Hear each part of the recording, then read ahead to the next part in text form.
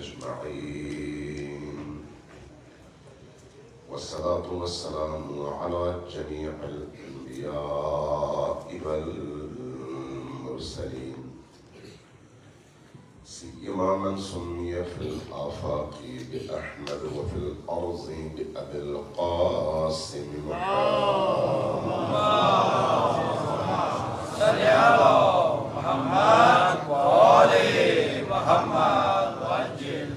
والصلاة والسلام على أولاده الطيبين الطاهرين المعصومين الميامين، واللعنة الدائمة على أعدائهم أجمعين من يوم عداوتهم إلى قيام يوم الدين. أما بعد، فقد قال رسول الله صلى الله عليه وآله وسلم: إن لقتل الحسين حرارة في قلوب المؤمنين لا تبرد أبدا. صلوات محمد وعليه. اللهم صل على محمد وآل محمد وعجل.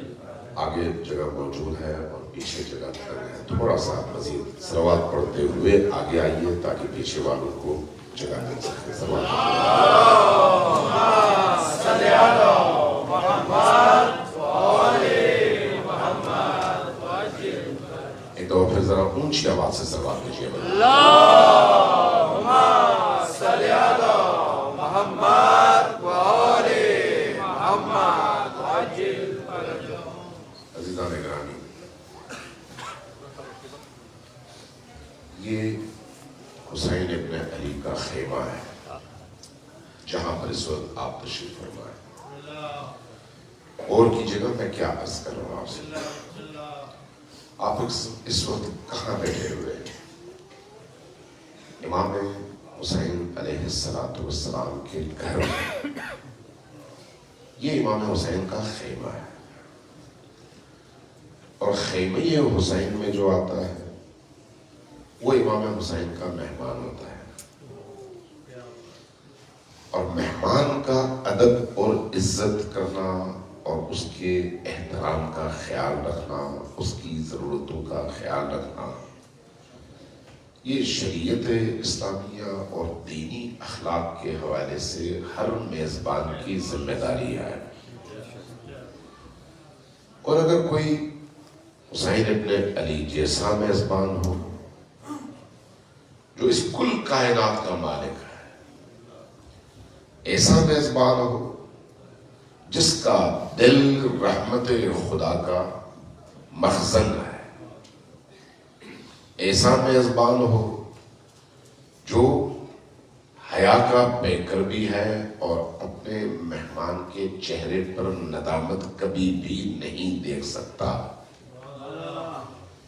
اگر ایسا میزبان ہو تو پھر ایسے میزبان کے گھر میں آنے کے بعد توقع یہی ہونی چاہیے کہ ساری رحمت کے دروازے اس پر کھل جائیں گے.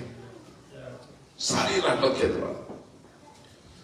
حسین ابن علی شخصیت ایسی ہے، اس لیے پہلی محرم سے لے کر عاشور تک جب 10 دن ایک انسان اس خیمہ حسینی میں آتا ہے، مہمان بنتا ہے، اور مہمان بن کر حسین ابن علی کے دسترخوان سے تبرک اور نیاز کے چند دانے کھاتا ہے، چائے پیتا ہے، پانی پیتا ہے، اس خیمہ حسین کی فضا میں سانس لیتا ہے اور اپنی روح کو اس انوائرمنٹ میں موجود نور سے نورانی کرتا ہے، تو وہ انسان وہ نہیں رہتا جو آنے سے پہلے تھا، تبدیل ہو جاتا. ایک دفعہ ذرا آپ کی توجہ کے لیے پوری قوت کے ساتھ صلوات بھیجیے محمد والے.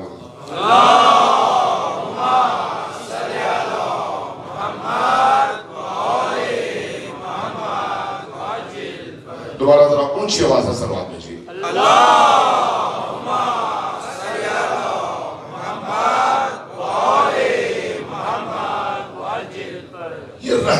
گھر ہے، رحمت کا در ہے، رحمت کا مخزن ہے، رحمت کی کان ہے۔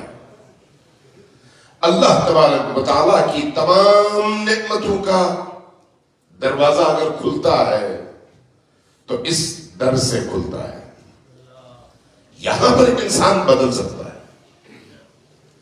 میں مثال دیتا ہوں، اگر آپ میں سے کوئی بھی شخص چلا جائے کچھ دیر کے لیے کسی گوشت والے کی دکان پر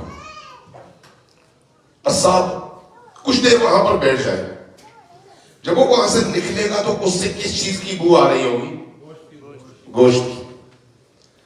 اگر کوئی شخص جائے کسی عطار خوشبو بیچنے والے کے پاس، 10 منٹ بیٹھ جائے، عطر نہ لگائے، صرف 10 منٹ بیٹھ جائے، اس سے کس چیز کی خوشبو آئے گی؟ عطر کی خوشبو آئے گی۔ اور اگر وہی شخص کسی چرسی کے پاس بیٹھ جائے اور 10 منٹ بیٹھ جائے، خود نہ پیے، کس چیز کی بو آئے گی؟ چرسی۔ اور اگر کسی سگریٹ والے کے ساتھ بیٹھ جائے اور 10 منٹ بعد اٹھے اور بیوی کے پاس جائے تو بیوی کہے گی کہ تم نے چھپ چھپا کے سگریٹ پی ہے اور سگریٹ پی کے آ رہے ہو، جبکہ اس نے سگریٹ نہیں پی ہوگی۔ کیوں؟ صرف 10 منٹ بیٹھنے کا نتیجہ یہ ہے کہ اس انوائرمنٹ کا اثر اس شخص پر ہوتا ہے۔ صرف 10 منٹ۔ خوشبو ہے تب بھی اثر ہے، بدبو ہے تب بھی اثر ہے۔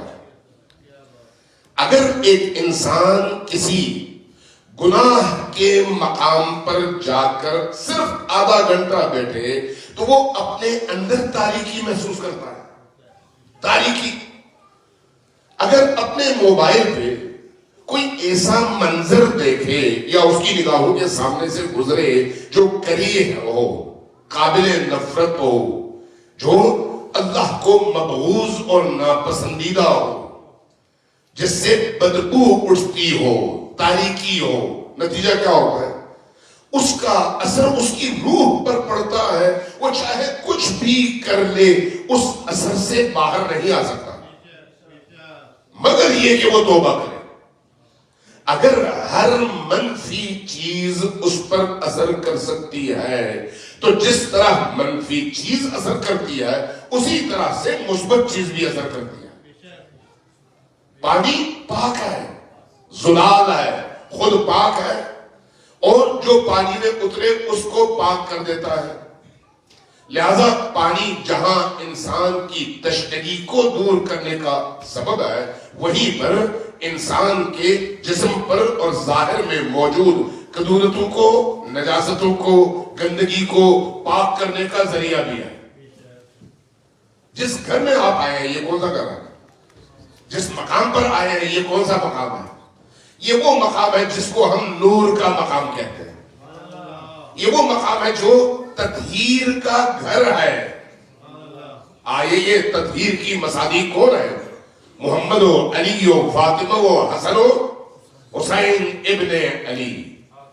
اور یہ گھر اس حسین ابن علی کا گھر ہے جو آئے یہ تطہیر کی مصداق ہے۔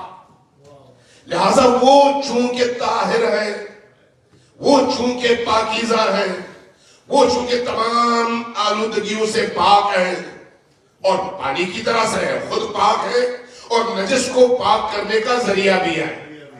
اس لیے جو بھی حسین ابن علی سے متصل ہوگا اور حسین کے گھر آئے گا، اگر وہ اس قصد کے ساتھ آئے، اس نیت کے ساتھ آئے کہ اس نے حسین سے پاکیزگی لینی ہے اور نور لینا ہے، تو ممکن نہیں ہے کہ وہ نورانی ہوئے بغیر نکلے اور پاکیزہ ہوئے بغیر نکلے۔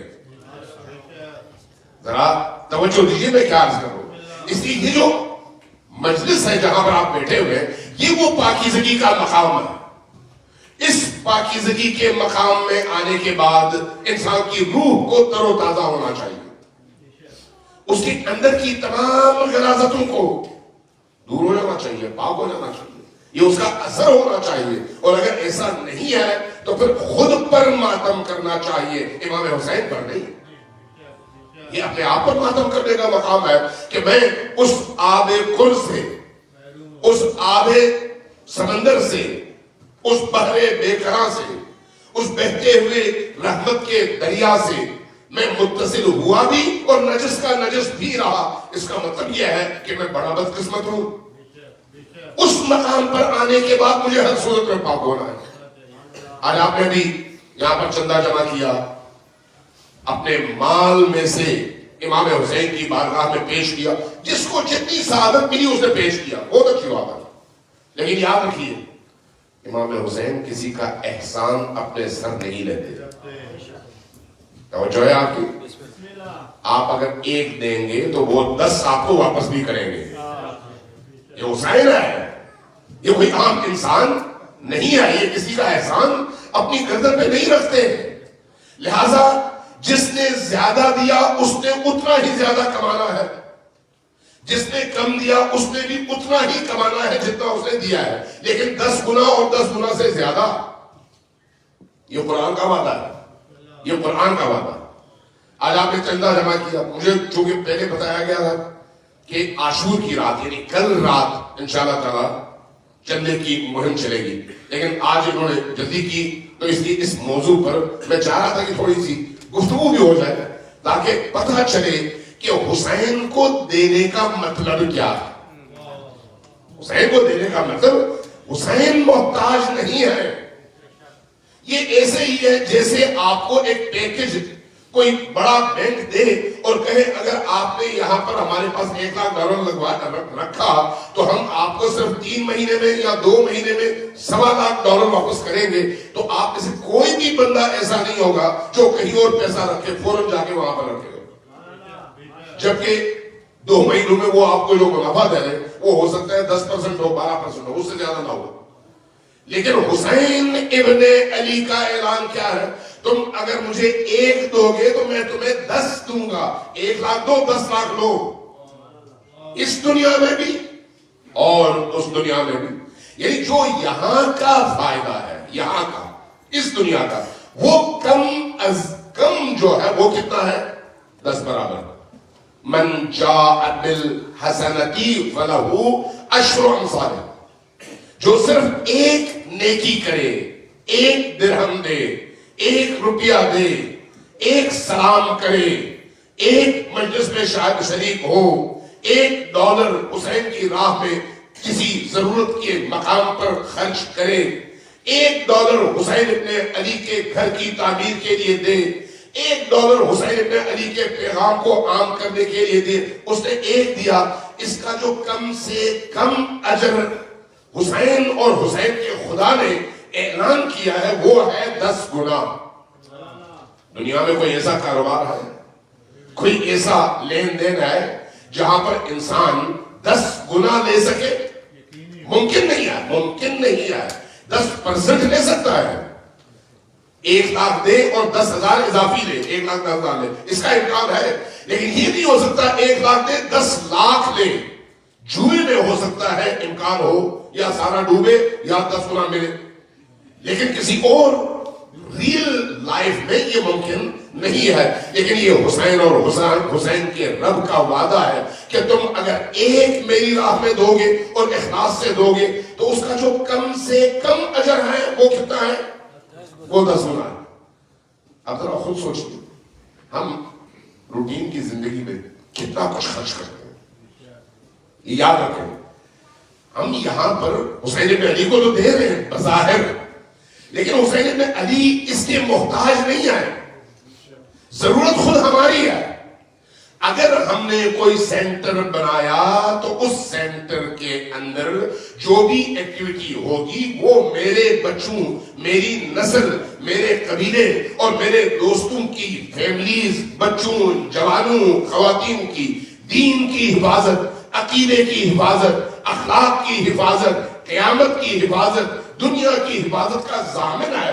اس لیے وہ میری طرف سے وہ سرمایہ کاری ہے جس کے نتیجے میں میں اپنی فیملی اور اپنے قبیلے کے مستقبل کو محفوظ کر رہا ہوں۔ حسین کو کوئی فائدہ نہیں پہنچا رہا، لیکن اس کے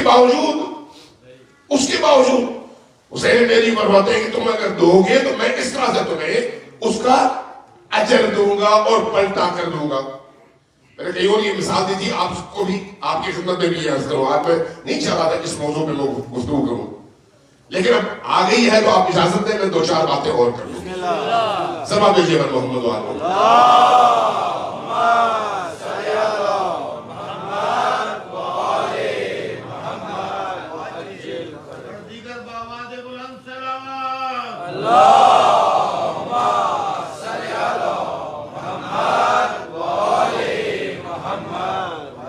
سے یہاں پر کسی بندے کے بچے کو خدا نخواستہ کینسر ہو جائے اور ڈاکٹرز کہیں کہ اس کا خرچہ $1 ملین ہے اور تمہارے پاس انشورنس بھی نہیں ہے، تم نے $1 ملین ادا کرنا ہے اور بچے کو بچانا ہے، میں اور آپ کیا کریں گے؟ آیا ہم بچے کو بچائیں گے یا پیسے کو بچائیں گے؟ جی کوئی ایسا ہے آپ کے درمیان، ہمارے درمیان، جو یہ کہے نہیں بچہ چاہے لیکن میں نے پیسہ محنت سے کمایا ہے، میں پیسہ بچاؤں گا؟ کوئی ہے ایسا؟ کینسر کا اگر کوئی شخص مریض ہو جاتا ہے تو اس کی انتہا کیا ہے؟ موت. یہی ہے. کیا وہ موت کوئی اتنی بری موت ہے؟ نہیں. موت تو ہر ایک کو آنی ہے، ایکسیڈنٹ میں بھی آنی ہے، بیماری بھی آنی ہے، بڑھاپے میں بھی آنی ہے، اور کسی اس طرح کے حادثے میں بھی آنی ہے. چونکہ اس بیماری کے نتیجے میں صرف بدن مرتا ہے، لیکن انسان اپنے حقیقی گھر میں منتقل ہوتا ہے، جو اس دنیا کی نسبت بہت عظیم اور بہت بڑی دنیا ہے. یہ کوئی مصیبت والی بات نہیں ہے. اگر انسان درست رستے پر چل رہا ہو تو اس درست رستے پر چلنے کے نتیجے میں اگر اس کو بیماری، حادثے، کسی مشکل کی وجہ سے موت آتی ہے تو یہ موت اس کی تباہی نہیں ہے بلکہ ایک نئی دنیا میں اس کے ورود کا ذریعہ ہے. لیکن اس کے باوجود اپنے آپ سے بچھڑتے ہوئے دیکھ کر انسان کہتا ہے کہ نہیں، بچے کو میں نے بچانا ہے، چاہے $1 ملین میرے ہاتھ سے نکل جائے کوئی بات نہیں. لیکن اگر وہی بچہ کینسر سے اس کا بدن تو متاثر نہیں ہے، لیکن آپ کے معاشرے کے اندر جو اخلاقی کینسر پھیلا ہوا ہے، اس اخلاقی کینسر کی وجہ سے اس کی روح متاثر ہے، اس کا ذہن متاثر ہے، اس کا اخلاق متاثر ہے، اس کی زبان متاثر ہے، اس کا دل متاثر ہے. آہستہ آہستہ وہ کینسر اس کے ایمان کو مار رہا ہے، اس کی فکر کو مار رہا ہے، اس کے عقیدے کو مار رہا ہے، اس کے عقیدے کو، اس کے اخلاق کو قتل کر رہا ہے. رفتہ رفتہ یہ بچہ اس اخلاقی کینسر میں مبتلا ہو کر ایک وقت ایسا آتا ہے وہ ملحد بن جاتا ہے، خدا کا بھی منکر، رسول کا بھی منکر، دین کا بھی منکر، قرآن کا بھی منکر، حسین کا بھی منکر، عزاداری کا بھی منکر، اور نتیجتاً دین کے دائرے سے باہر نکل جاتا ہے. اب ایک ایسا بچہ ہے تو زندہ، بدن اس کا زندہ ہے، لیکن روح کو وہ کینسر لگ چکی ہے جس کا کوئی علاج نہیں ہے. مجھے یہ بتائیے کہ یہاں پر یہ زیادہ خطرناک بیماری ہے یا وہ بدن کو لگنے والا کینسر زیادہ خطرناک بیماری ہے؟ یہ جو آپ کی امام بارگاہ کی تعمیر ہے، یہ جو آپ کے دینی مراکز کی تعمیر ہے، یہ اس عظیم کینسر سے بچانے کے لیے ہے. یہ اس عظیم کینسر سے، اس عظیم بیماری سے. اس لیے آپ کسی پر احسان نہیں کرتے. میں کھلے بندوں یہ بات عرض کروں، آپ چاہے $1 لاکھ دیں، چاہے $1 دیں، آپ اپنی استطاعت کے مطابق اور ایمان کے مطابق دے رہے ہیں. آپ پر ڈیپینڈ کرتا ہے کہ آپ کا ایمان کتنا ہے، آپ کا شعور کتنا ہے، آپ کے اندر درد کتنا ہے. کل اگر یہاں عموماً لوگوں کے ظاہر انشورنس کے پیپر موجود ہیں، انشورڈ ہیں، لیکن جن کی انشورنس نہ ہوئی ہو، اچانک گر جائے تو ان کو کتنے بڑے بڑے خرچے کرنے پڑتے ہیں. اگر کوئی چیز ایسی ہو جو انشورڈ نہ ہو تو اس کو کتنا بڑا لاس ہوتا ہے، کتنا بڑا خرچہ دینا پڑتا ہے. یہ ائمہ ہمیں بتاتے ہیں کہ جب جائز اور ضرورت کے مقام پر تم پیسہ خرچ نہیں کرو گے تو نتیجتاً تمہارے وہی پیسے ادھر خرچ ہوں گے جہاں پر نہیں ہونے چاہیے تھے، اور جہاں نہیں ہونے چاہیے تھے وہ خرچہ تمہارے دنیا کو بھی تباہ کر دیتا ہے اور تمہاری آخرت کو بھی تباہ کر دیتا ہے. اس لیے आज़माइश के लिए आवाज़ बुलंद सलावत।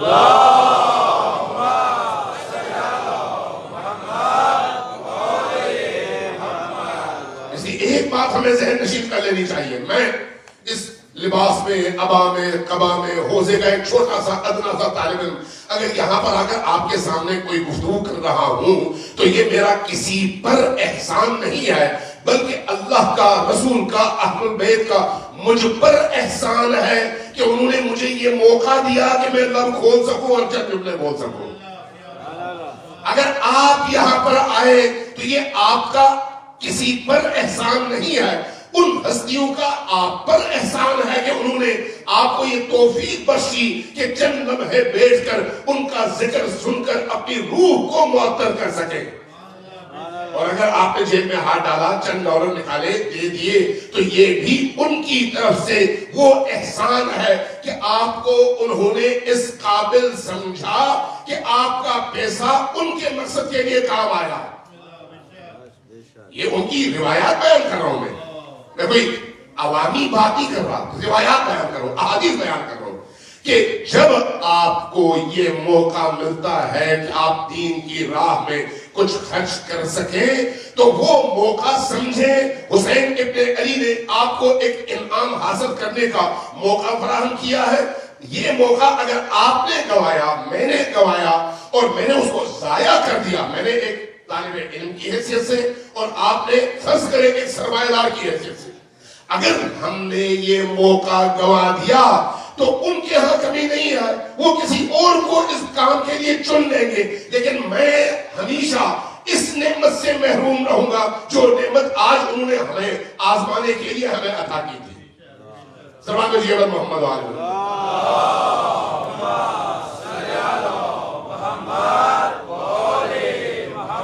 जरा ऊंची आवाज से दोबारा सल्लल्लाहु अलैहि मोहम्मद।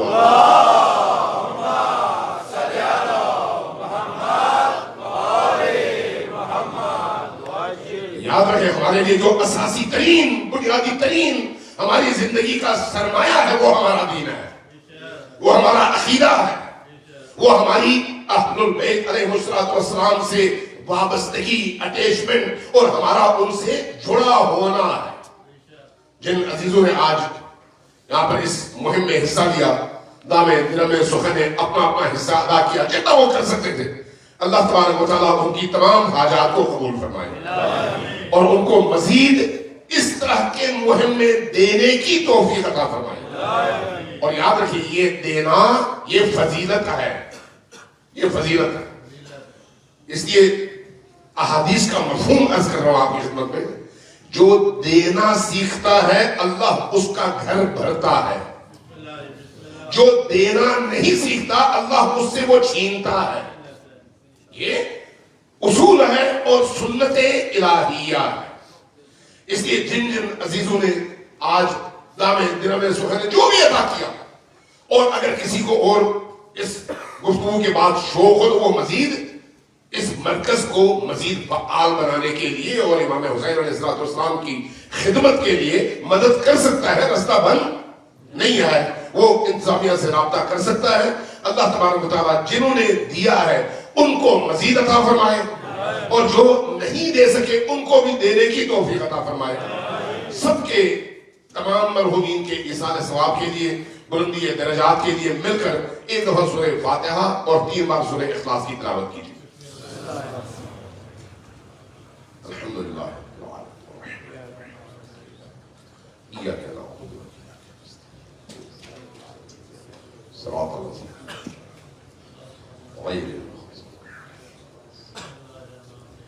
बिस्मिल्लाहिर्रहमानिर्रहीम बिस्मिल्लाहिर्रहमानिर्रहीम बिस्मिल्लाहिर्रहमानिर्रहीम। सल्लल्लाहु अलैहि मोहम्मद अल्लाहुम्मा सल्ली अला मुहम्मद व आले मुहम्मद वअज्जिल। एक बार फिर जरा ऊंची आवाज से सल्लल्लाहु अलैहि अल्लाहुम्मा सल्ली अला मुहम्मद व आले मुहम्मद वअज्जिल। अल्लाह की तरफ से हिदायत सबसे बड़ा इनाम انعام ہے اس کے بندوں پر، سب سے بڑا انعام۔ اور حسین ابن علی اسی ہدایت کے سرچشمے کا نام ہے، اسی ہدایت کے۔ آپ زیارت عاشورہ میں جملہ پڑھتے ہیں، بذل مہجتہ، وہ شخصیت جس نے اپنا خون دیا، فیک، اللہ کی راہ میں، لیستنقذ عبادک، تاکہ تیرے عباد، تیرے بندوں کو آزادی دلا سکے، رہائی دلا سکے۔ کس چیز سے؟ من الجہالہ، جہالت سے، وحیرت الضلالہ، اور گمراہی سے۔ تو حسین ابن علی اب بھی ہدایت کا سرچشمہ ہے، اب بھی 1400 برس گزرنے کے بعد جو بھی انسان ان کے در پر اپنی پیشانی رکھتا ہے، ہدایت پانے کا دروازہ اس کے لیے کھل جاتا ہے۔ امام حسین کا در، اس کی امام حسین اگر توجہ نہ دے، ائمہ کی اگر توجہ نہ ہو، تو آپ کو معلوم ہے کہ روایات کیا کہتی ہیں؟ عجیب ہے روایات، عجیب ہے۔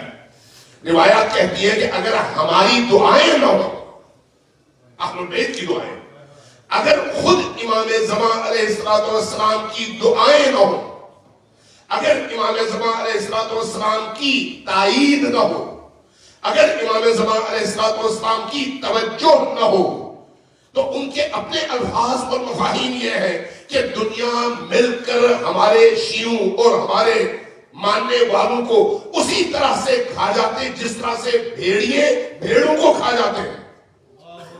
اس پورے عالم میں 8 ارب کی دنیا میں حضرت زہرا سلام اللہ علیہا کے گھر سے شروع ہونے والی تحریک آج تک اگر پہنچی ہے تو تب انگشت شمار لوگ تھے، چند لوگ صرف، اور آج کروڑوں میں ہے۔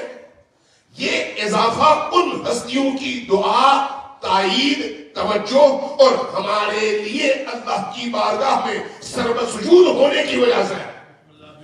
یعنی اگر آج ہم زندہ ہیں، با شرف ہے، با عزت ہے، آپ ذرا اندازہ لگا لیں، آج کی دنیا میں 8 ارب انسانوں میں 2 ارب مسلمان، اور ان 2 ارب مسلمانوں میں اس وقت اذہان عالم میں با شرف ترین، با عزت ترین، با حمیت ترین، سربلند ترین اور محترم ترین طبقہ کون سا ہے؟ وہ جس کے ہاتھ میں کربلا کا پرچم ہے۔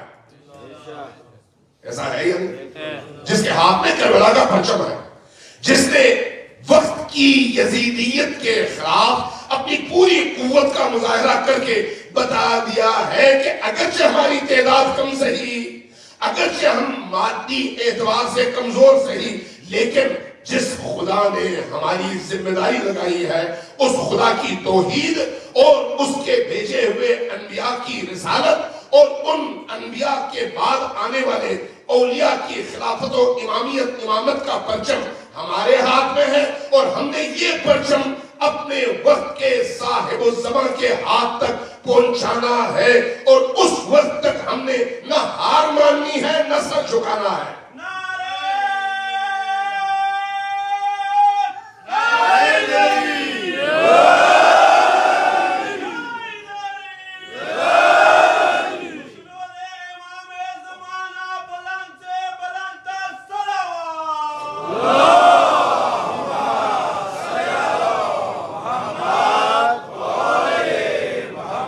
امام حسین علیہ السلام زندگی کے آخری لمحے تک رحمت کا دروازہ کھلا رکھتے ہیں۔ کل میں نے عرض کیا تھا نا کہ حل من ناصر ینصرنی کی صدا امام حسین نے کب دی؟ زندگی کے آخری لمحہ اس حل من کی صدا کے پیچھے بہت سارے وجوہ، بہت ساری علتیں، بہت سارے فلسفے۔ ایک وجہ یہ ہے کہ اب بھی اگر کسی کے دل میں تھوڑی سی بھی نورانیت ہو تو وہ جہنم نہ جائے، نجات پا کر ادھر آ جائے، نجات پا کر ادھر آ جائے۔ اتنا بڑا جگرا آپ سوچ سکتے ہیں، جس شخصیت کی نگاہوں کے سامنے ان کے بچے ٹکڑے ٹکڑے ہو چکے ہوں اور وہ سامنے والے لشکر نے کیا ہو، اس کے باوجود یہ شخصیت اسی سامنے والے لشکر کو جہنم کی آگ سے بچانے کے لیے آخری وقت تک ان کو ہدایت کی دعوت دیتا رہے. کتنی بڑی روح چاہیے اس کام کے لیے, کتنا بڑا حوصلہ چاہیے اس کام کے لیے. یہ حوصلہ اگر ہے تو صرف ایک شخصیت میں, جس کا نام حسین ابن علی ہے. حسین ابن علی. لبیک یا حسین, لبیک یا حسین, لبیک یا حسین, لبیک یا حسین, لبیک یا حسین.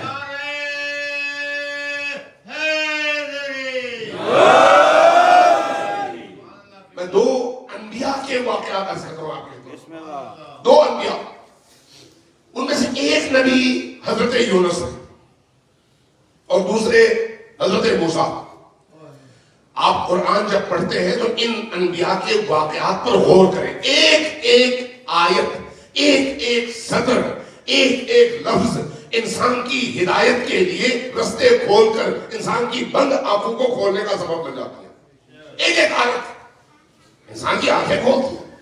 آپ ذرا غور کریں گے, جب فرعون حضرت موسیٰ کے پیچھے پیچھے تھے اور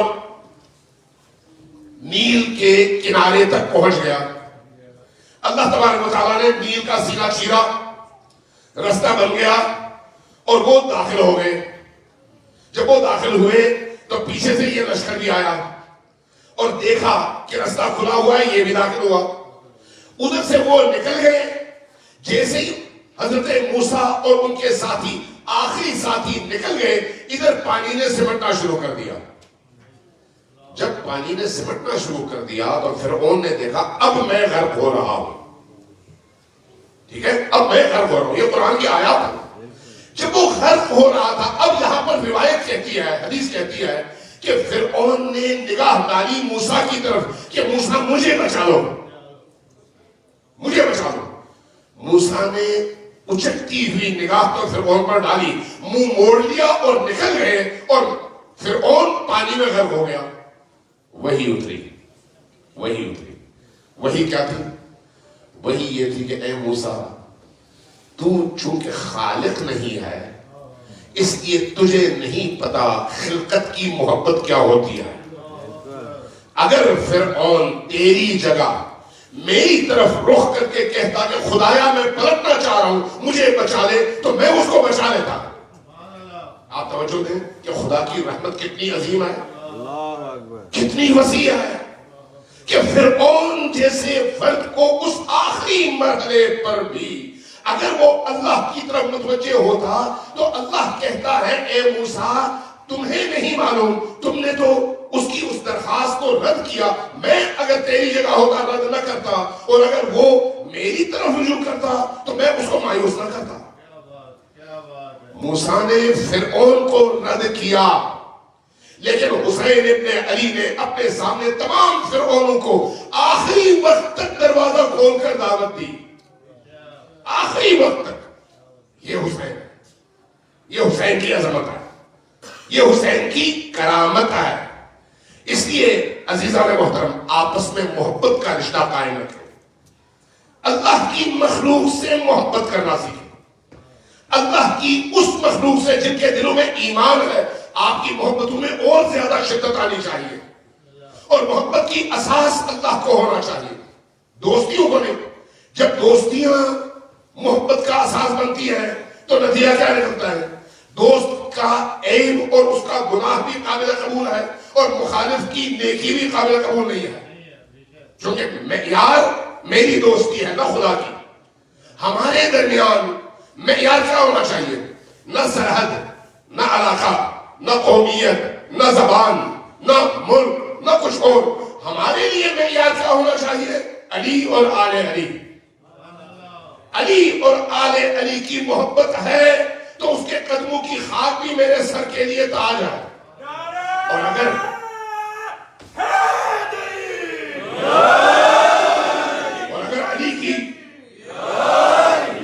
علی کی محبت نہیں ہے, علی کی ولایت نہیں ہے, علی سے عشق نہیں ہے, آل محمد سے عشق نہیں ہے, نبی کے لیے دل میں جھکاؤ نہیں ہے, نبی کے لیے دل میں نرمی نہیں ہے, نبی کے بچوں کے لیے, نبی کی فیملی کے لیے دل میں عقیدت نہیں ہے, تو پھر چاہے میرا بھائی ہو, بیٹا ہو, باپ ہو, اس کی کوئی حیثیت نہیں ہے, اس لیے کہ میری معیار نبی اور آل نبی ہے.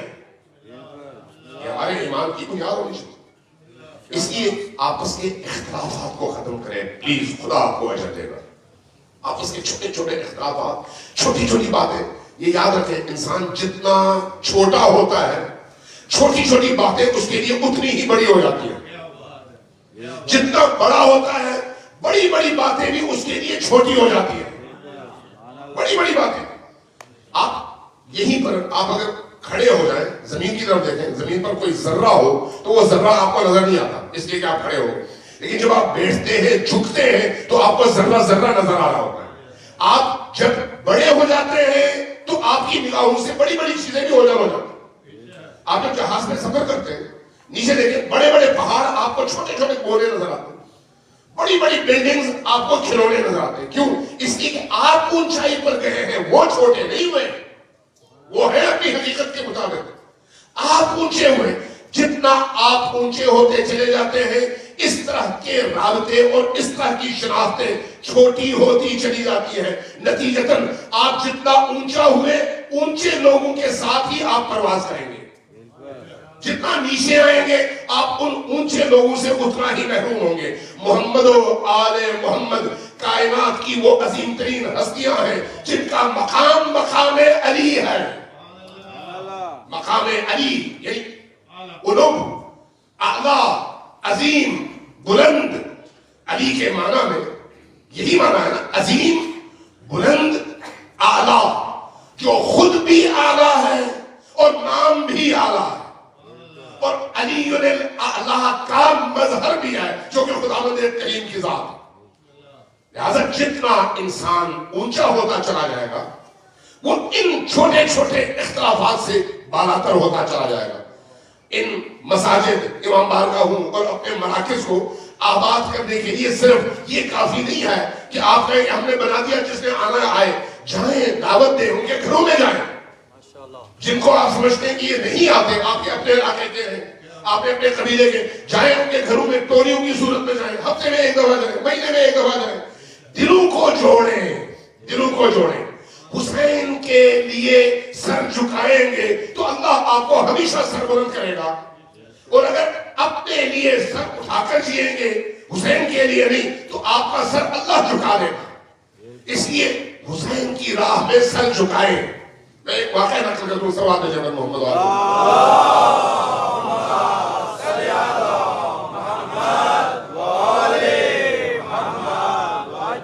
حسینیہ قوم کے مؤسس تھے آیت اللہ عبد الکریم حائری, ان کے بیٹے شیخ مرتضی حائری. شیخ مرتضی حائری بھی مجتہد تھے, جان و شرائط تھے, فقیہ تھے اور مرجع تھے, لوگوں کی تقلید کرتے تھے, عاشق اہل البیت. جیسے ہی جمعرات کا دن آتا فوراً بس میں بیٹھتے, اتنے بڑے مرجع, بس میں بیٹھتے فوراً مشہد کا رخ کرتے, خود سے 12-15 گھنٹہ سفر کر کے مشہد جاتے, رات وہاں پر امام رضا علیہ السلام کی بارگاہ میں بیٹھ کر گریہ کرتے, سلام کرتے, عبادت کرتے, اور صبح جمعہ وہاں سے فارغ ہونے کے بعد پھر وہاں سے واپس نکلتے اور قوم آتے, ہفتے کے دن اپنی دوبارہ تدریسی سرگرمیوں کا آغاز کرتے. تھکتے نہیں تھے. اس کی ایک وجہ کیا تھی؟ ایک وجہ یہ تھی کہ امام رضا علیہ السلام کی روایت ہے کہ جو شخصوں کی مرکز امام رضا ہے, اس لیے میں یہ روایت عرض کر رہا ہوں کہ فرمایا امام رضا علیہ السلام نے کہ جو بھی میرے پاس زندگی میں جتنی بار آئے گا میں مرنے کے بعد اتنی بار آ کر اس کو مشکلات سے نجات دلاؤں گا. یہ امام رضا کی روایت ہے. اس لیے بعض علماء کے حوالے سے ہے کہ انہوں نے خواب میں اپنے ساتھیوں کو دیکھا, پوچھا کیا ہوا, کہا کہ امام رضا علیہ السلام نے ہمیں نجات دی. کیوں نجات دی؟ اس لیے کہ ہم ان کی بارگاہ میں جایا کرتے تھے. تو شیخ مرتضی حائری وہاں پر جایا کرتے تھے. ایک دن کہتے ہیں میں جب گیا, چونکہ ادب ہے نا حرم میں داخل ہونے پر, تو جب اس ادب کا خیال رکھا جائے تو انسان کا سر جھکتا ہے, دل جھکا ہوا ہوتا ہے, آنکھوں میں آنسو ہوتے ہیں, لب پر ذکر ہوتا ہے, درود ہوتا ہے, اور پوری توجہ امام کی طرف ہوتی ہے. اس طرح سے بڑی عاجزی کے ساتھ اللہ کے ان اولیاء کے دروازے پر حاضری دی جاتی ہے کہنے لگے میں اس طرح سے حاضر ہوا، اندر جا رہا تھا صحن میں، اچانک کسی نے سامنے سے سلام کیا، میری توجہ چونکہ حرم کی طرف تھی، امام کی طرف تھی، تو اس لیے میں نے سرسری سا وعلیکم السلام کہا، لیکن اس کو زیادہ میں نے لفٹ نہیں کرائی. وہ بڑے شوق سے آیا تھا مجھ سے لپٹنے کے لیے، بس میں نے ہاتھ ملایا اور کنی کترا کے آگے نکل گیا. جب میں حرم میں داخل ہوا تو وہ جو ایریا ہے جہاں پر قبر مطہر ہے، اس سے پہلے جب دروازے سے داخل ہونے لگا، ایک سید میں جانتا تھا ان کو، اللہ کے بڑے پہنچے ہوئے ولی تھے، وہ سیڑھیاں چڑھ کے اوپر آئے اور اونچی آواز سے کہا شیخ مرتضیٰ. تو میرے کان کھٹک گئے، آج تک کسی نے اتنے بڑے عالم کو، مجتہد کو اس طرح سے کبھی پکارا نہیں، شیخ مرتضیٰ.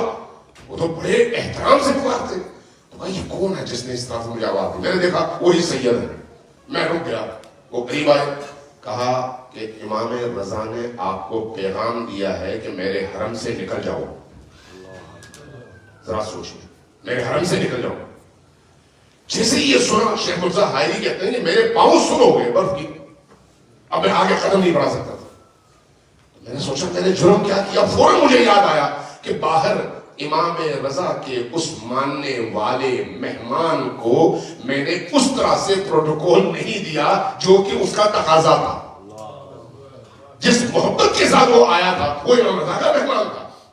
آپ بھی یہاں پر اس امام بارگاہ کی حیثیت کے حوالے سے امام رضا کے مہمان ہیں اور مجلس کے حوالے سے امام حسین کے مہمان ہیں.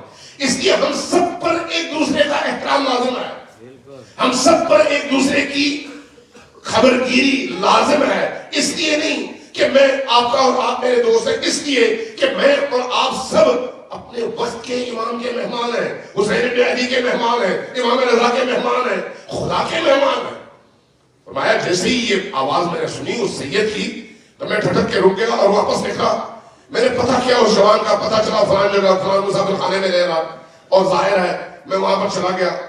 اس کے قدموں پر بیٹھ کر اس کی دلجوئی کی، اس سے معافی مانگی. میں آیت اللہ العظمیٰ اور وہ ایک عام ظاہر، اس کے ساتھ بیٹھ کر اس کی دلجوئی کی، اس کو تسلی دی، اس کے دل سے جو دکھ کی کیفیت تھی وہ نکالی اور اس کا ماتھا چوما. اس سے کہا تم راضی ہو؟ کہا ہاں میں راضی ہوں. خوش ہو؟ ہاں میں خوش ہوں. وہاں سے میں اٹھا، کہتے ہیں میں دوبارہ حرم میں آیا، لیکن جو حرم میں صحن میں داخل ہوا تو اب مجھے ایک پریشانی. وہ کیا؟ پتہ نہیں امام مجھ سے راضی ہوئے ہیں یا نہیں ہوئے. امام نے نکلنے کا حکم تو دے دیا تھا، اب میں واپس آیا ہوں تو اندر داخل ہونے کے لیے اجازت چاہیے، ورنہ وہ حکم ابھی بھی باقی ہے جب تک اجازت نہ ملے. اس لیے کہنے لگے میں صحن میں اسی طرح سے روتے ہوئے طواف کرنے لگا، اندر داخل نہیں ہو پا رہا تھا کہ امام نے اجازت دی یا نہیں دی. اس اسنا میں نے دیکھا وہی سید اندر سے باہر آئے، کہا کہ آغا اب وہ سید شیخ مرتضیٰ نہیں، آغا ذرا قریب آئے. میں قریب گیا، میرے ہاتھ کو پکڑا اور کہا کہ امام نے فرمایا کہ آؤ تم ہمارے مہمان ہو، آؤ تم.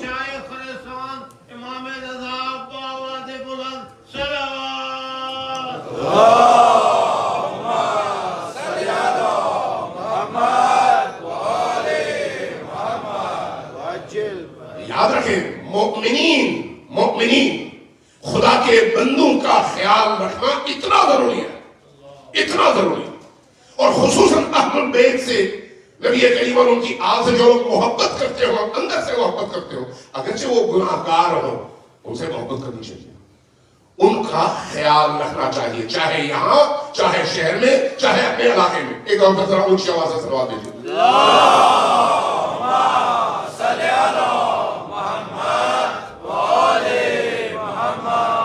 دوسرے نبی حضرت یونس علیہ السلام، حضرت یونس کون ہے؟ جن کو قرآن نے وَذَنُّونَ کہا. وَذَنُّونَ سورہ یونس میں، نون مچھلی، ذنون مچھلی والا. حضرت یونس کیوں مچھلی کے پیٹ میں گئے؟ کبھی ہم نے اس پر غور کیا، پڑھا، سوچا؟ حضرت یونس نے ایک لمبے عرصے تک اللہ کی مخلوق کے درمیان اللہ کی تبلیغ کی، اور وہ اسلام قبول ہی نہیں کرتے تھے، اللہ کے دین کو قبول ہی نہیں کرتے تھے. حضرت یونس بار بار ایک لمبے اور طویل عرصے تک اللہ کے اس نبی نے لوگوں کو اللہ کی طرف بلایا لیکن لوگوں نے قبول نہیں کیا. 2 3 4 ٹوٹل بندے مسلمان ہوئے, تنگ آ گئے. آگے اللہ سے عرض کیا یا اللہ اب میرا صبر کا پیمانہ لبریز ہو چکا ہے, اب میں چاہتا ہوں کہ تو ان پر اپنا غضب نازل فرما. کہا اچھا تو کہتا ہے تو ٹھیک ہے, ان پر میں اپنی غضب نازل کرتا ہوں, لیکن فلان دن کروں گا. دن کا تعین ہو گیا. اب آپ قرآن کی آیت دیکھیں, وَظَنُّونَ إِذْ ذَهَبَ مُغَاضِبًا فَظَنَّ أَن لَّن نَّقْدِرَ عَلَيْهِ. وہ مچھلی والا میرا نبی وہ سمجھتا تھا إِذْ ذَهَبَ مُغَاضِبًا, جب وہ شہر سے غضبناک ہو کر نکل رہا تھا تو وہ یہ سمجھتا تھا کہ ہم گرفت نہیں کریں گے. نہیں, ایسا نہیں ہے, تم غضبناک ہو کے کیوں نکلے. یہ قرآن کا اعتراض ہے حضرت یونس پر. وہ اعتراض کس وجہ سے؟ اللہ تبارک و تعالیٰ نے جب کہا کہ فلان دن میں ان پر غضب نازل کروں گا تو اس سے ہفتہ پہلے ہی حضرت یونس علیہ السلام شہر چھوڑ کر نکل گئے باہر. انتظار نہیں کیا کہ اللہ سے پہلے میں اجازت لوں, خدایا تیری اس مخلوق کو میں ترک کر کے اب نکلوں یا ابھی ٹھہروں. اللہ کو اپنی وہ مخلوق جو منکر ہے وہ اب بھی عزیز ہے. وہ چاہتا ہے آخری وقت تک ہدایت کا دروازہ ان پر کھلا رہے, آخری وقت تک. لیکن حضرت یونس ایک ہفتے پہلے نکل گئے. جیسے ہی نکلے وہ غصے میں تھے. ان کے غصے کو دیکھ کر قرآن نے یہ کہا کہ وَظَنُّونَ إِذْ ذَهَبَ مُغَاضِبًا فَظَنَّ أَن لَّن نَّقْدِرَ عَلَيْهِ. ہمارا نبی غصے میں نکلا, وہ شاید یہ سمجھا کہ ہم اس کے اس غصے کو پی جائیں گے اور برداشت کر لیں گے. نہیں, اس نے ہماری رحمت سے لوگوں کو مایوس کیا ہے. لوگ رحمت خدا کے محتاج ہیں اور آخری وقت تک در رحمت کو کھلا ہونا چاہیے, آخری وقت تک. اس لیے حضرت یونس جیسے ہی نکلے, اب قرآن کی تفسیر آپ دیکھ لیں کہ جب یونس نکلے تو اس آبادی سے دور ہونے کے لیے آئے دریا کے کنارے. دریا کے کنارے دیکھا کشتی کھڑی ہے, لوگ اس پار جانا چاہتے ہیں, آگے کشتی میں بیٹھ گئے. کشتی آگے چلی تو ایک بہت بڑی بیل مچھلی نے کشتی کو دم مارنا شروع کر دیا. اب کشتی کبھی ادھر لڑ کے کبھی ادھر لڑ کے. اب کشتی والوں نے دیکھا کہ ہم سب نے مرنا ہے. ایک بندہ بڑا سیانا تھا, وہ بھی اللہ کی طرف سے شاید معمور ہو. اس نے کہا بھئی مسئلہ ہم سب کا نہیں ہے, کوئی ایک ایسا ہے جس کو اللہ چاہتا ہے کہ ہم کشتی سے اتار دیں, اس کو تلاش کرو. تو کہا کس کو تلاش کریں؟ آپ قرآن ڈال دیتے ہیں. قرآن ڈالا, قرآن نکلا حضرت یونس کے نام. جب حضرت یونس کے نام نکلا تو کہا کہ آپ ذرا تشریف لے جائیے پانی میں. حضرت یونس کو اٹھایا اور پانی میں پھینک دیا اور مچھلی نے حضرت یونس کو زندہ نگل لیا. یہ پہلا قید خانہ ہے اللہ کا. اس طرح کا قید خانہ پوری تاریخ میں کسی کو نہیں ملا, ایسا قید خانہ. اللہ تبارک و تعالیٰ نے حضرت یونس کو مچھلی کے پیٹ میں ایک عرصے تک زندگی بھی عطا کی, لیکن اس قید خانے میں رکھ کر بتایا کہ اس طرح کے تاریخ ترین سرنگ کے اندر میں تمہیں زندہ رکھ کر بتا رہا ہوں کہ میری رحمت کیا ہوتی ہے.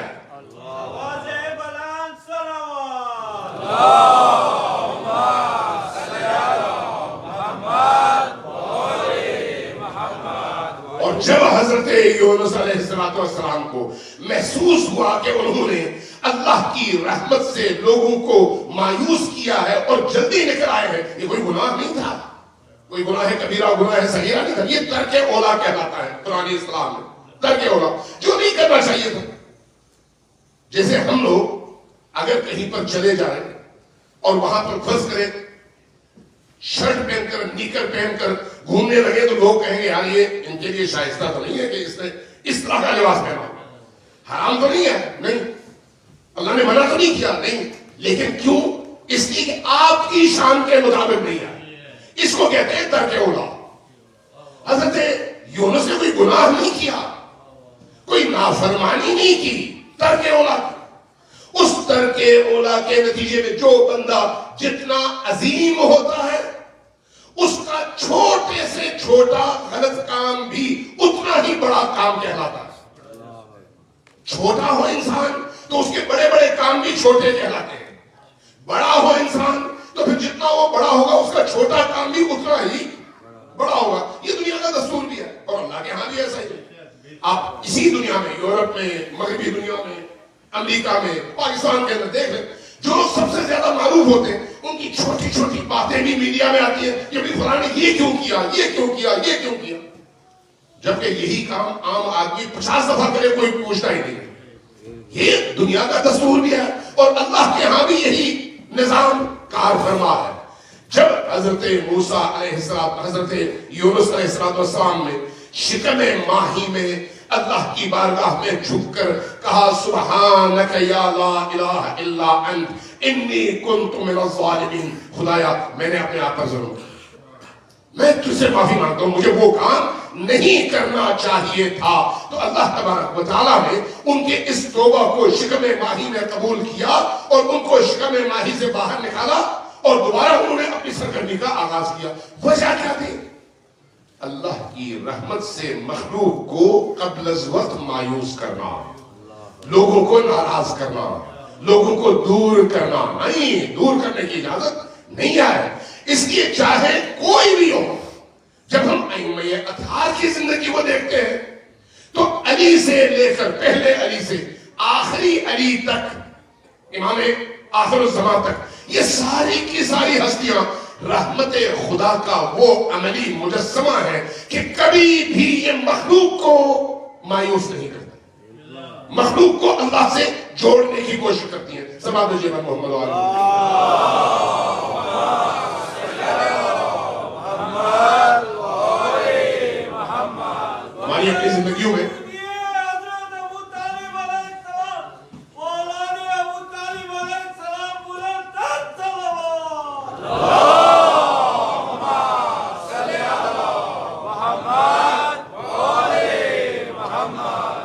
ہماری اپنی زندگیوں میں بعض اوقات اس طرح کے واقعات پیش آتے ہیں جس میں ہم دیکھتے ہیں کہ فلاں مصیبت آ گئی، فلاں مصیبت آ گئی، یہ مشکل آئی، وہ مشکل آئی. ہم سوچتے نہیں ہیں کہ ان مشکلات کی وجہ کیا ہے، ہم نہیں سوچتے.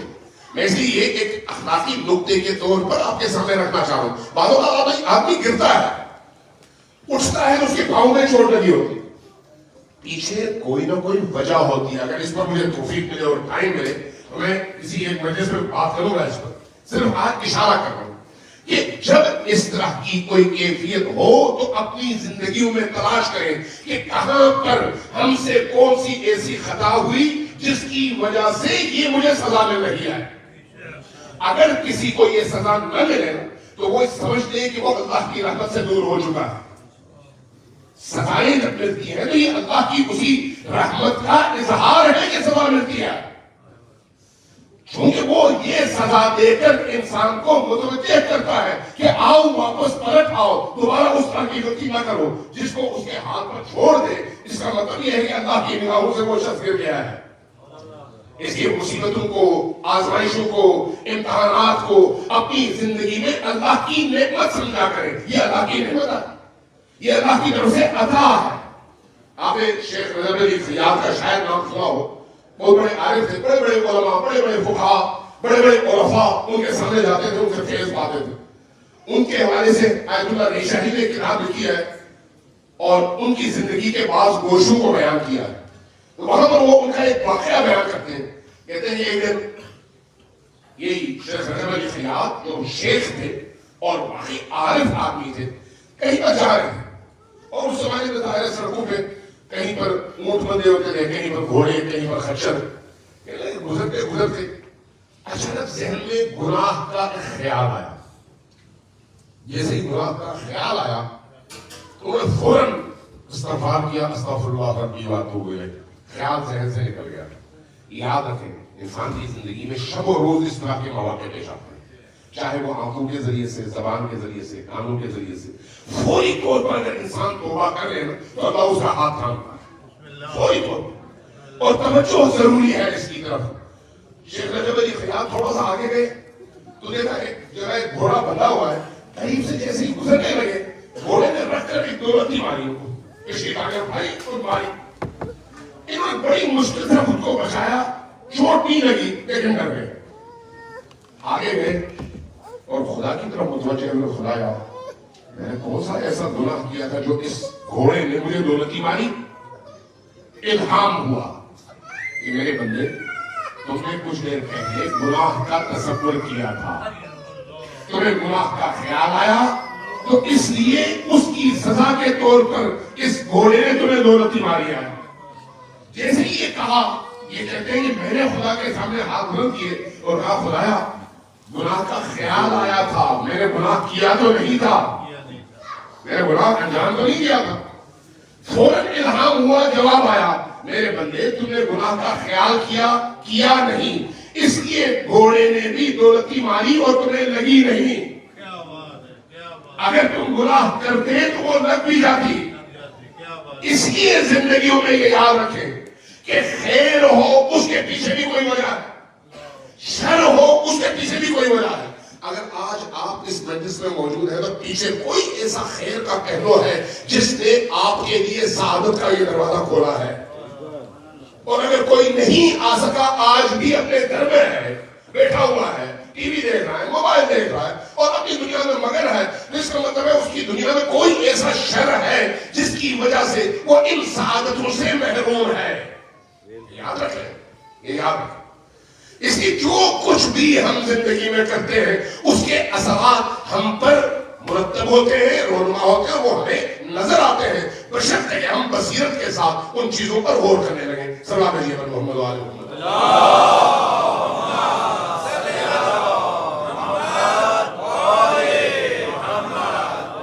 عزیزاں گرامی، آج یہ آخری شب ہے، آج حضرت عباس علمدار کی شب ہے، کل حضرت علی اصغر کی شب ہے اور پرسوں امام حسین کی شب ہے۔ یہی 3 راتیں ہیں جس میں ہم کربلا کے اس معرکے میں شامل ہیں اور یہ شہداء ہمارے مہمان ہیں، محرم کے یہ ایام ہمارے مہمان ہیں۔ صرف یہی 3 راتیں ہیں، ان 3 راتوں میں جو حاصل کر سکتے ہیں حاصل کرتے ہیں، جو کچھ کما سکتے ہیں وہ انہی 3 راتوں میں آپ کما سکتے ہیں، آج، کل اور پرسوں کی رات۔ کون سی شخصیت ہے جس کی آج خصوصی رات ہے؟ آپ اجازت دیں اگر تھوڑا سا لمبا بھی ہو جائے مصائب کے حوالے سے۔ بسم اللہ۔ صلوات محمد و آل محمد۔ اللہم صلی علی محمد و آل محمد۔ ذرا اونچی آواز سے صلوات بھیجیے۔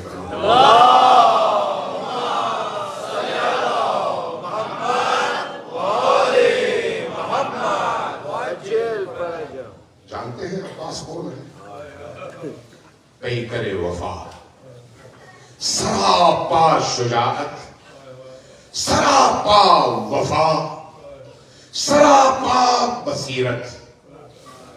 حضرت عباس کو پہچاننا آسان نہیں ہے، امام نہیں تھے، لیکن وہ ہستی ہیں جن کو امام معصوم نے کربلا کے میدان میں انہی ایام میں کم از کم روایات کے مطابق کم از کم 4 دفعہ یہ فرمایا کہ اے عباس میری جان تم پر قربان ہو۔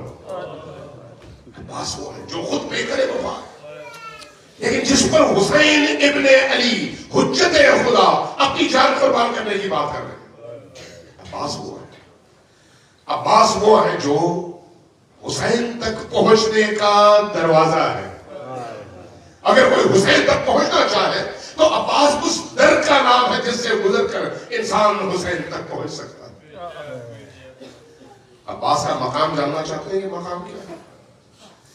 اگر روایات پر غور کریں آپ تو روایات ہمیں بتاتی ہے کہ عباس وہ ہے جو صاحب بصیرت ہے۔ جب آپ ان کی زیارت پڑھتے ہیں، ان کے زیارت نامے میں 2 القاب ان کو دیے گئے ہیں، ایک وفا اور ایک بصیرت۔ بصیرت میں ایک ایسی شخصیت جن کو جب امان نامہ دیا گیا، کہا گیا کہ اے عباس آپ ہمارے قبیلے کے ہیں، جو کہ شمر کے قبیلے سے آپ کی والدہ کا تعلق ہے، آپ کو ہم امان دیتے ہیں، آپ کی جان بچ جائے گی۔ کیا فرمایا؟ تم پر بھی اور تمہارے امان نامے پر بھی اللہ کی ہزاروں لعنتیں ہوں، میں اور حسین کو چھوڑوں، حسین کو تنہا چھوڑوں؟ کیسے ہو سکتا ہے کہ میں حسین کو تنہا چھوڑوں؟ یہ ان کی بصیرت کی بڑی علامت ہے کہ جان بچ رہی ہے لیکن حسین کے نام پر ہزاروں جانیں قربان. اور دوسری ان کی بصیرت کی علامت کربلا کے میدان میں ایک عجیب انہوں نے کام کیا. ان کے چار بھائی ہیں یہ ٹوٹل، عباس بھی، عبداللہ بھی، عثمان بھی، 4 بھائی ہیں. یہ 4 بھائی کربلا میں حسین بن علی کے ساتھ موجود ہیں، لیکن عباس ایک کام کرتے ہیں کہ خود سے پہلے اپنے ایک بھائی کو میدان میں بھیجتے ہیں اور ان کی شہادتوں کو اپنی آنکھ سے دیکھتے ہیں. خود سجا کر بھیجتے ہیں، کہتے ہیں نہیں مجھ سے پہلے میرے بھائی قربان ہوں گے، آخر میں قربان ہوں. اس تکامت کے ساتھ یہاں پر ایک روایت نقل کروں کہ اس بیٹے کا، اس جوان کا، اس بھائی کا مقام اہل بیت اور خصوصاً حضرت زہرا سلام اللہ علیہا کی نگاہ میں کیا ہے؟ بی بی دو عالم، شفیعہ کائنات، شفیعہ کائنات، وہ ہستی جن کے آنکھوں سے گرنے والا ایک اشک کا قطرہ کائنات کو جہنم کی آگ سے نجات دلا سکتا ہے. وہ ہستی جن پر گرنے والے آنسو جہنم اور ہمارے درمیان حائل ہو جاتے ہیں، وہ ہستی، وہ عظیم ترین ہستی. امام صادق علیہ السلام ایک روایت بیان فرماتے ہیں کہ جب عالم محشر برپا ہوگا تو عالم محشر میں تمام لوگ موجود ہوں گے. کچھ جنت جائیں گے اور باقی سارے محشر کے میدان میں اپنی سزاؤں کے منتظر ہوں گے کہ اب ہماری قسمت کا کیا فیصلہ ہوگا. سارے گناہگار، ان گناہگاروں کی چہرے کی صورت ایسی ہوگی کہ وہ سب کے سب خوف میں مبتلا ہوں گے. ایسے میں نبی کریم کی آواز بلند ہوگی، بیٹی فاطمہ کہاں ہو؟ جب یہ آواز بلند ہوگی تو اہل محشر سب سر اٹھا کر دیکھنا شروع کر دیں گے کہ اس آواز کا جواب کہاں سے آتا ہے. اچانک ایک فرشتے کی آواز آئے گی کہ یا اہل محشر، اے محشر والو اپنی نگاہیں جھکا لو، فاطمہ کی سواری آ رہی ہے. اہل محشر کی نگاہیں جھک جائیں گی. یہ نگاہیں اس لیے جھکیں گی کہ نور فاطمہ کو دیکھنے کی سکت نہیں ہے کسی میں. حضرت زہرا سلام اللہ علیہا کی سواری نیچے اترے گی، لیکن اس عالم میں ایک روایت کہتی ہے کہ 70,000 فرشتوں کی جھرمٹ میں نبی کریم کی بارگاہ میں فاطمہ سلام اللہ علیہا حاضر ہوں گی اور پھر آواز دیں گی، بابا جان فرمائیے آپ نے کیوں یاد کیا؟ جیسے یہ پوچھے گی نبی کریم جواب دیں گے، فرمائیں گے بیٹی فاطمہ میری امت کے یہ جو گناہگار ہیں ان کو شفاعت کی ضرورت ہے، اس لیے میں نے تمہیں آواز دیا ہے کہ ان کی شفاعت کرو. بتاؤ کیسے شفاعت کرو گی؟ کیسے شفاعت کرو گی؟ اہل محشر عرب و انسان نگاہ اٹھا کر دیکھنا شروع کر دیں گے. جواب کیا آتا ہے؟ کیا دیکھیں گے؟ دیکھیں گے اچانک فاطمہ اپنے تخت پر کھڑی ہوگی اور جب کھڑی ہوگی تو اپنے دونوں ہاتھ اپنے عبایا کے اندر سے باہر نکالیں گی تو اہل محشر کیا دیکھے گا؟ ان 2 ہاتھوں میں 2 کٹے ہوئے بازو لٹک رہے ہیں. جب ان 2 کٹے ہوئے بازوؤں پر نگاہ پڑے گی تو بابا پوچھیں گے بیٹی فاطمہ یہ کیا لے کر آئی ہو؟ جواب میں کیا فرمائیں گی؟ بابا جان میں کربلا سے اپنے بیٹے عباس کے 2 کٹے ہوئے بازو لے کر آئی ہوں تاکہ امت کے ان گناہگاروں کی شفاعت ہو سکے. عباس کے وہ بازو جو عالم محشر میں بی بی دو عالم کے ذریعے سے شفاعت کا سبب بنیں گے، یہ وہ بازو ہیں، یہ وہ عباس، وہ عباس جس کی ایک آنکھ پر کربلا میں تیر لگا اور جب تیر لگا تو حسین ابن علی نے کیا دیکھا؟ عباس زمین پر گرے لیکن اس کیفیت میں کہ تیر کی تکلیف برداشت نہیں ہوتی تھی. آپ نے اپنے دونوں گھٹنے آگے کیے، سر کو جھکایا، تیر کو اپنے دونوں گھٹنوں کے درمیان لیا، جھٹکے سے سر پیچھے کیا. آپ تصور کر سکتے ہیں کہ تیر کس طرح سے باہر نکلا ہوگا. عباس نے ایک آنکھ دی لیکن اربوں انسانوں کی آنکھیں کربلا میں عباس کے حرم کی طرف اٹھتی ہیں اور جب دعا مانگتی ہے تو کوئی بھی آنکھ نم ہوئے بغیر نہیں رہتی اور کوئی بھی شخص مایوس ہو کر واپس نہیں لوٹتا. وہ عباس جس کا دروازہ سب کے لیے کھلا ہوا ہے، جو مستجاب الدعویٰ ہے، جو شفیع اور صاحب شفاعت ہے، جس کو کہا گیا ہے یہ حاجتوں کا دروازہ ہے، باب الحوائج، یہ وہ عباس ہے، یہ وہ عباس ہے۔ اس لیے عالم محشر میں اس عباس کا مقام اتنا بلند ہے کہ اگر کوئی شخص عباس سے جڑا ہوا ہو تو ممکن نہیں ہے وہاں پر اس کا سر جھک جائے۔ یہ وہ عباس ہے۔ دور عاشور عباس نے اپنی آنکھوں کے سامنے سب کو شہید ہوتے دیکھا۔ ایک وقت وہ آیا جب عباس کی نگاہ خیموں میں بچوں کے اس آہو بکا پر تھی کہ یہ بچے پیاس کی شدت کی وجہ سے العطش کی آوازیں بلند کر رہے ہیں، العطش کی آوازیں بلند کر رہے ہیں۔ یہ عجیب ہے کہ عباس ہمارے تمام علماء کے درمیان، فقہاء کے درمیان، اولیاء کے درمیان، خود ائمہ اطہار کے درمیان جس مقام کے حامل ہیں ہم ابھی اس کا ادراک نہیں کر سکتے۔ اتنا عظیم مرتبہ، اتنا عظیم مقام۔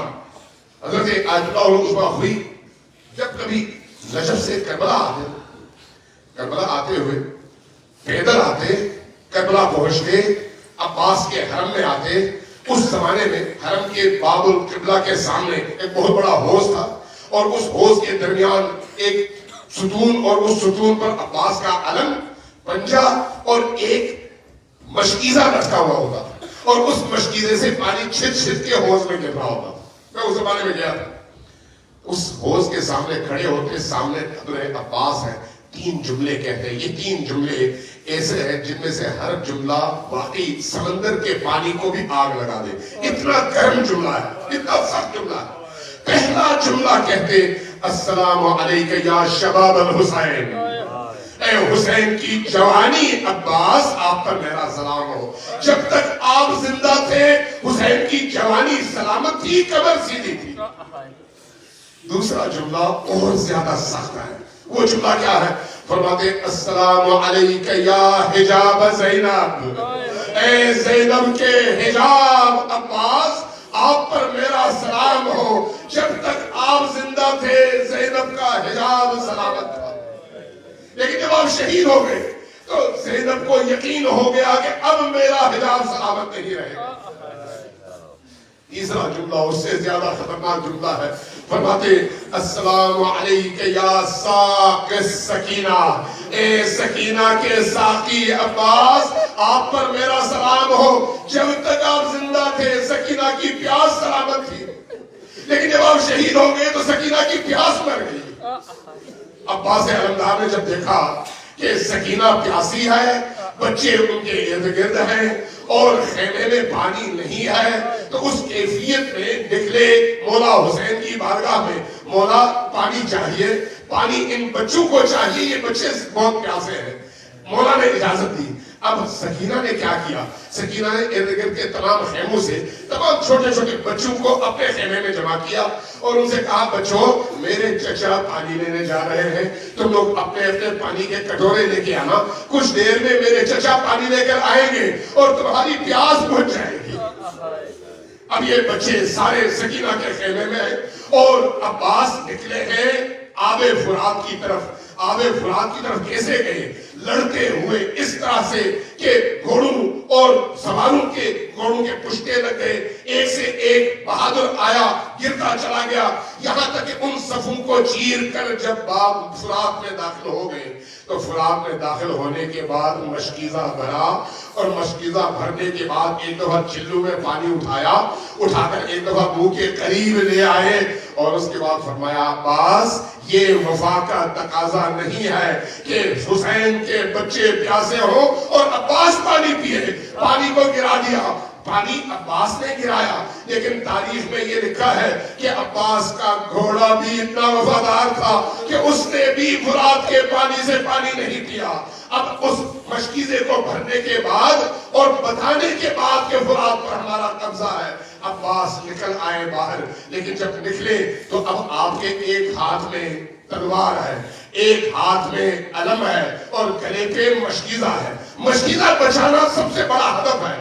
لڑتے ہوئے آگے آئے، ایک وقت ایسا آیا کہ ایک ہاتھ پر وار ہوا اور بازوئے عباس کٹ کر زمین پر گر پڑا۔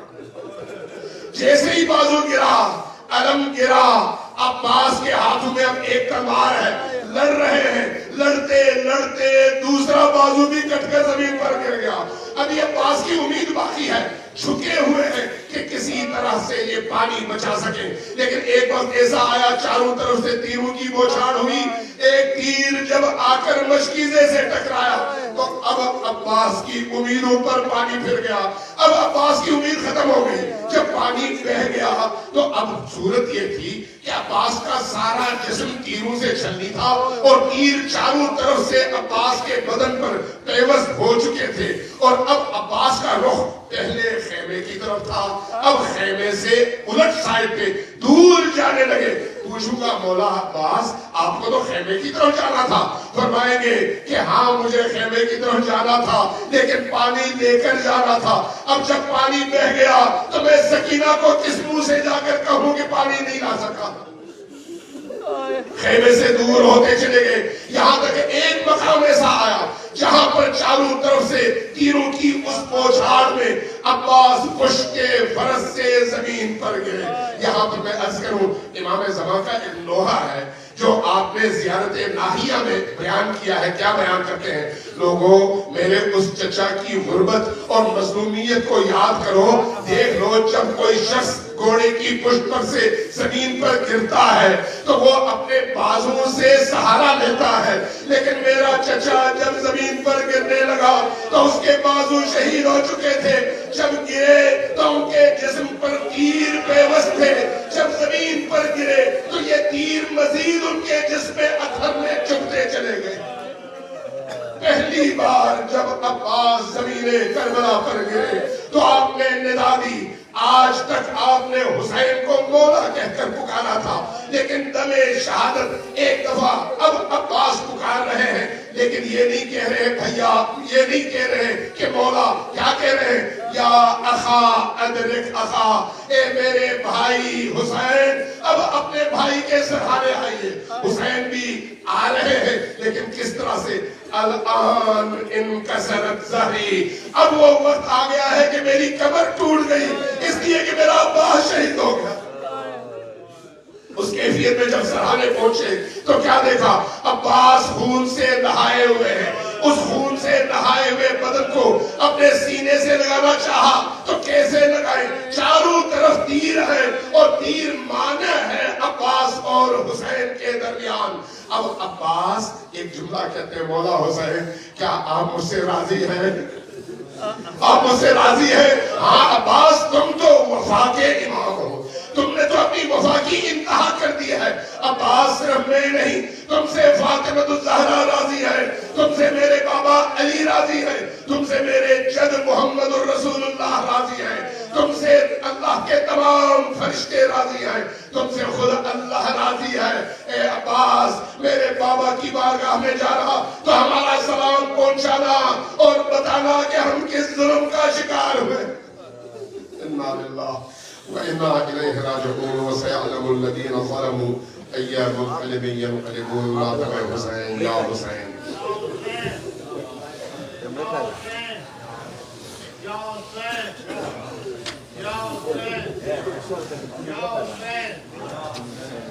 حسین